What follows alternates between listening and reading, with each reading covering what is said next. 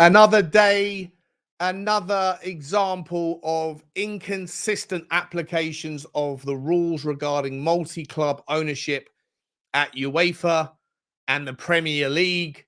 And this story is pertinent to Manchester United, with Sir Jim Ratcliffe and his Ineos group being fully 100% wholly owned owners of Nice Football Club. But because of his intentions to step into the board and take control of Manchester United's footballing operations, then a complex scenario regarding, with many different permutations of outcomes for the rest of the season, that could envisage a scenario where Manchester United and Nice both qualify for the Champions League, but one of them is not allowed to do so. We're going to talk about it right now, and we're going to use some examples regarding Manchester City and the RB group, Leipzig and Salzburg, including Girona as well, with regards to Manchester City, as why the inconsistent application of the rules is unreasonable, it's unfair, and doesn't make any sense, and that they should have a blanket set of rules that are applied consistently in order for everybody to know what is going on. We're going to talk about it right now. If you're new to this channel, please smash the subscribe button. If you enjoy the content, hit the like button as well. It would really help the channel find new faces. And hit the notification bell and drop a comment. Let me know your thoughts on today's topic. Let's get into the story. And unfortunately, it's from The Sun. I know it's not the most credible of articles, but it does go into detail. And this story has been sort of shared around with regards the mainstream media today. It's been on TalkSport all morning and on Sky Sports. So if you haven't heard about it, let's get into it. Manchester United could be barred from Europe next season as UEFA refused to change club ownership rules after Ratcliffe takeover. Manchester United face being barred from Europe as UEFA stuck to their ban on clubs under the same ownership competing against each other. It's very specific words, the same ownership. We're going to get into that and why that's nonsense anyway. UEFA have finally published their new regulations about multi-club ownership issues. While some clubs under the same ownership umbrella can play in Europe if they are in different competitions, the ban on clubs taking part in the same one remains in place. And that is where Nice's recent slump in France's League One could end up preventing United from playing in any competition next season. Nice are fully owned by Sir Jim Ratcliffe's Ineos group, while the petrochemicals billionaire confirmed he would be delegated responsibility for the management of United's football operations as part of his minority buyout of shares from the Glazers. Only last month, Ratcliffe claimed he had been told by UEFA that there were no circumstances in which his ownership of Nice would prevent Manchester United from playing in Europe. But UEFA have now confirmed there is a blanket ban on clubs under the same ownership taking part in the same competition, despite a revision of its rulebook. Asked to confirm the situation, a UEFA insider told Sunsport it is correct that United and Nice cannot play in the same competition. They could play in different competitions, as there is no feeding between club competitions anymore. That's in reference to the new format of the Champions League and also the Europa League, where it's now 3 different groups in the same competition, and the third place team, as in previous years, does not drop into the Europa League. 6th place United appear destined for a Europa League place next season, even if English clubs earn an extra Champions League spot through their performances in Europe this season. But Nice's shocking form in 2024 could massively complicate that. They seemed certain of a Champions League spot at the end of January before a horror run of 1 in 7 wins, which has dropped them to 5th. If United and Nice finish in their current positions, both clubs will qualify for the Europa League. However, according to the rules, Nice would take precedence as the club ranked highest in the domestic championship. That would change if United won the FA Cup. That would then give them preference and precedence. Similarly, if United and Nice both qualify for the Champions League, whoever finishes higher in the domestic competition would get the spot, with the other dropping into the Europa. That's unless Nice finish 4th, because that spot's only a playoff spot in the Ligue 1, and therefore United would get the spot and Nice would drop out. If both clubs finish in the same position, then United would get it because of their UEFA coefficient points, basically. But depending on the winners of each country's domestic cup, there remains a scenario in which United and Nice each qualify for the Conference League, but the French side take the spot due to a higher league position, leaving United with nothing. Look, in a nutshell, I won't go into too much detail about the complications, but it's very complicated. There's a number of scenarios, and none of them are clear yet. Nice may finish in the Europa League. Manchester City, United may still catch up with Tottenham and Aston Villa, given the 3 teams' forms of late. who knows what's going to happen in that Champions League race. And so there's every chance that United will finish and qualify for the competition in which they deserve to be in, and as will Nice. But that's not really the point of the video. The point of this video is to point out the inconsistencies in the application of the rules, and that the rules, to me, don't really make any sense. Let's look at Manchester City as an example. And let me show you why, guys. If we move across here, Manchester City agreed deal to sign Girona winger Savio this summer. Manchester City have agreed a deal to sign Girona winger Savio this summer with documents to be signed in the coming days. I won't bore you with the story. But essentially, £25.7 million or 30 million euros is the reported bid. You can do any searches on Google, and you will find that there are plenty of clubs in Europe that were willing to spend more money on this particular talent, this emerging coming-of-age talent out of Girona. But yet, Girona's ownership, including, of course, minority owned by Manchester City or the City Football Group, and of course, Pep Guardiola's brother, decided instead to receive a deflationary, artificially suppressed bid from someone that is apparently out of the rules in terms of jurisdiction, that apparently has zero conflicts of interest, and yet they would accept the bid lower than what they could have found on the free market from someone else that would have been considered competition for Manchester City and Girona in the Champions League. And this isn't the first and only example. There are a never-ending stream of examples. Let me show you another one here, for example, from a couple of years ago. Manchester United suffer transfer blow as teenage target Sesko joins RB Leipzig in a €24 million deal. Chelsea and Real Madrid were also linked with the 19-year-old, but he will instead move to Germany in the summer of 2023.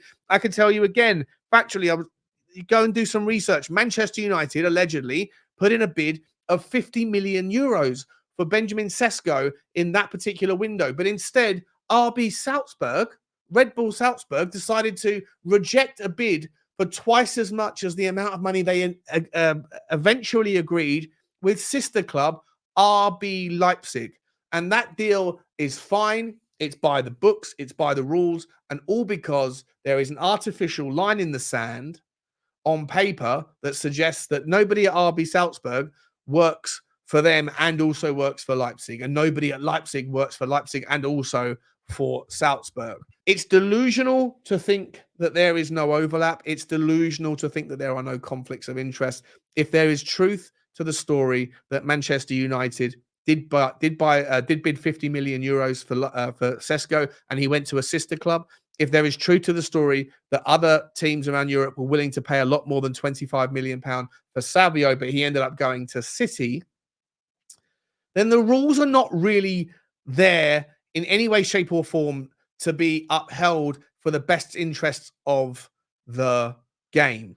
I'll point to Nottingham Forest recently, who used the defense in their FFP sanctions of 4 points that they got last week, where they said that they could have accepted a lower bid from a different team, Brentford, I think it was, for about £12 million less for Brennan Johnson than what they eventually got 2 weeks or 3 weeks later from Tottenham for the player. They were doing what was in the best interest of the football club by waiting 3 weeks, but because that 3-week break took them past the 1st of July, they then couldn't make their FFP requirements, and Nottingham Forest were deducted 4 points in the name of sustainability and financial fair play in order to receive £12 million more for a player that was in a different reporting period and consequently now face the prospect of relegation. Once again, common sense has lost the room. Common sense lost the room for Nottingham Forest, and common sense has lost the room if you're going to try and pretend like there are no conflicts of interest and there are no overlaps in the cases of City and Girona, in the cases of Leipzig and Salzburg, simply because there is no representation from one club on the board of another. Whereas Manchester United and Nice may find themselves in a situation where both teams qualify for the Champions League as of right, but only one team gets to participate in it because Jim Ratcliffe is in control of footballing operations of one, and his company that he's a CEO of is wholly owned owner of another. I'm not a fan of Manchester United. I don't particularly think it's reasonable to see City and Girona be able to operate in a way where they're deflationary and artificially suppressing prices. And I don't particularly think it's okay for Benjamin Sesko to leave for their sister club. I don't know how that feels or sits with Salzburg fans to know that Salzburg are not getting as much money as they could for a player that was a brilliant player for them that is leaving. In any event, all I'm looking for is consistent application of the rules, and it doesn't seem like there is any. What will be interesting is we will see in the summer whether or not Sir Jim Ratcliffe's Nice group will sell their fantastic centre-back, Jean-Claire Todibo, to Manchester United at an artificially deflated and suppressed price relative to the market value. If they do that, then to me, it comes across as though they're no different to Salzburg and City. But once again, the rules are not clear, or if they are not executed with ration and common sense. The only other thing I would say, guys, regarding this is that in February, the Premier League clubs have approved new, tougher rules for associated party deals for multi-club ownership groups by the narrowest of votes. The rules cover sponsorship deals with companies connected to clubs and any player transfers between clubs in the same ownership group to ensure they are a fair market. Now, this is relating to Manchester City. There are 115 charges. Many of those relate to the allegation that Manchester City have sponsorships in the past under that particular period that was under investigation from companies that are essentially connected to Abu Dhabi, that have PO boxes at best and maybe one person employment in some office somewhere in London, that is sponsoring Manchester City for millions of pounds, that doesn't have any discernible product or service to offer. And it was seen and thought of as a way for the Abu Dhabi group that owns Manchester City to be able to inflate their revenues through their own sort of third-party company, similar to the Etihad, the airline, that were paying more than market rates, more than fair value for the sponsorship agreements or for the commercial agreements that they have in place. And the fact that these rules are now put in place to make sure that there will be a process, a due diligence process, to make sure that in future, all commercial deals and, according to the rules, all player transfers between clubs operated within the multi-club ownership group will have to meet fair value.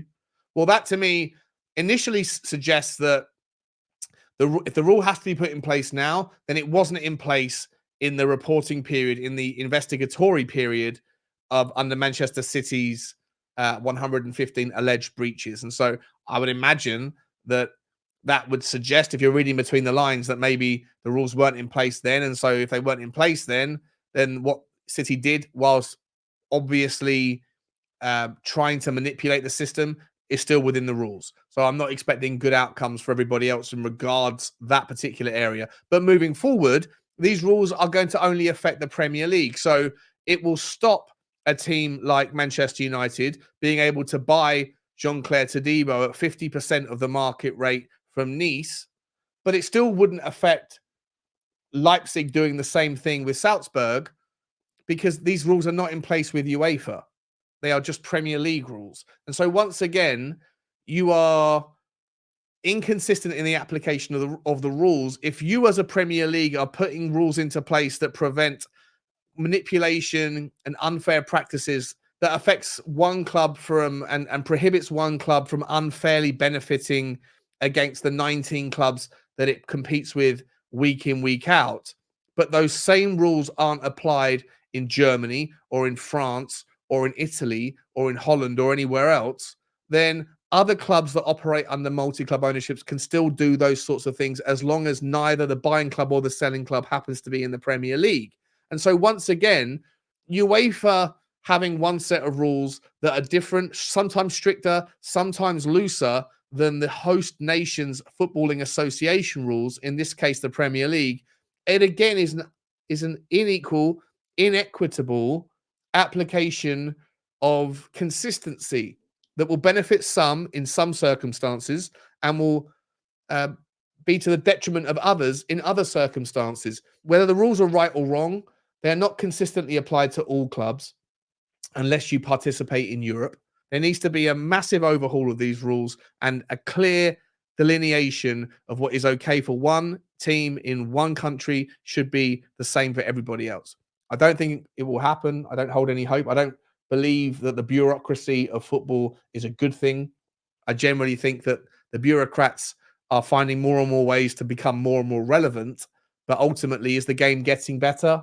Not for me. Let me know yourself, guys. Like, subscribe, and comment. And as always, bye-bye.